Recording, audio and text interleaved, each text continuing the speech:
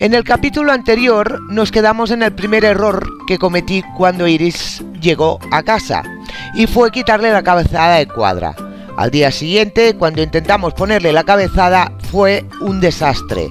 Iris escapaba de nosotros y se refugiaba en Bella.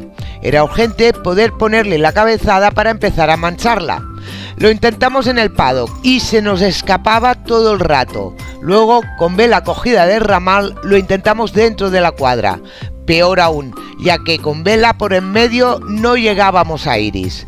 Finalmente decidimos dejar a Iris a la cuadra y sacar a Bella.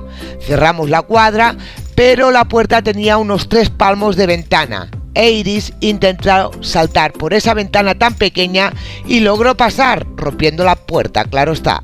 En ese momento reafirmé lo que vimos el primer día. Era una yegua valiente. Volvimos a ponerla en la cuadra con la ayuda de Bella y la dejamos sola en la cuadra. Yo estaba en la puerta para que Iris no volviera a saltar, y mi ex amigo intentando ponerle la cabezada, pasando el ramal primero por el cuello. Iris hacía unos giros cara a la pared, remetiendo los posteriores y levantándose de manos para girar.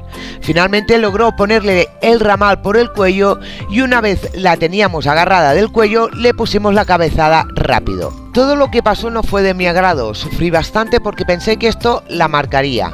Pero con el comportamiento de Iris pude comprobar lo bien que utilizaba los posteriores, algo esencial para la doma, y lo noble que era esa potra, ya que al sentirse acorralada lo más normal es que hubiera lanzado alguna patada, cosa que en ningún momento hizo. Me aseguré que Iris no volviera a pasar este mal rato, y le dejé la cabezada puesta y empecé a trabajar con ella para ganarme su confianza. Iris, al tener a Bella, conseguir que confiara en mí sería algo más difícil, ya que al no sentirse sola, no necesitaba a nadie que no fuera su compañera de aventuras Bella. Me armé de paciencia e intenté integrarme en la manada que formaban las 2 yeguas, pasando muchas horas en el paddock con ellas. Llevaba zanahorias y Bella era muy confiada y se acercaba enseguida. Iris se quedaba un poco más atrás observando, y cuando ya no aguantaba más la curiosidad, se acercaba y le ofrecía un trozo de zanahoria. Cuando Iris se comía la zanahoria, me volvía a alejar, esperando a que viniera por más. No quería que interpretara que cuando se acercaba la cogería de la cabezada, ya que esta acción no sería favorable para que la potra confiara en mí. Tenía que sentirse libre en todo momento e irse cuando ella lo creía oportuno. Si ella sabía que podía huir en cualquier momento, le daba más confianza en acercarse a mí. En este vídeo podéis ver la primera vez que le doy una zanahoria a Iris. Tenía miedo y se le cae la zanahoria varias veces al suelo.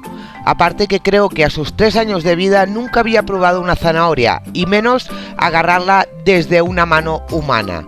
También hay que decir que yo iba con cuidado, porque al no saber agarrar comida de una mano, cabía la posibilidad de que me mordiera algún dedo sin querer. Podéis ver que está muy desconfiada, y la curiosidad y el olor que desprende la zanahoria hace que Iris luche contra su miedo para degustar este apreciado alimento. Cuando ya empezó a conocer lo que eran los premios, empezó a acercarse más y a quedarse conmigo más tiempo. Fue entonces cuando empecé a acariciarla poco a poco y con mucho cuidado. Cuando acariciaba una zona que ella desconfiaba, era libre de irse o retirar esa parte del cuerpo. Y ese es el secreto de poder ganar la confianza de un caballo. Hacerlo en libertad y no frustrar la huida de este.